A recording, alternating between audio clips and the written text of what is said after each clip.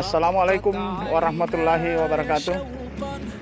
Dari Masjid Agung Belopa, Kabupaten Luwu, saya mengucapkan selamat menunaikan ibadah puasa 7 Ramadan 1440 Hijriah tahun 2022.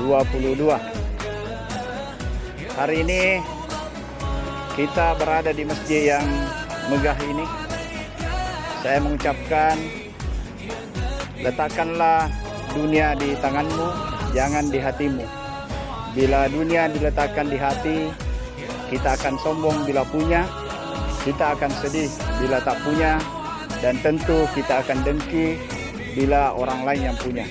Sekian, salam aki, sehat selalu. Assalamualaikum warahmatullahi wabarakatuh.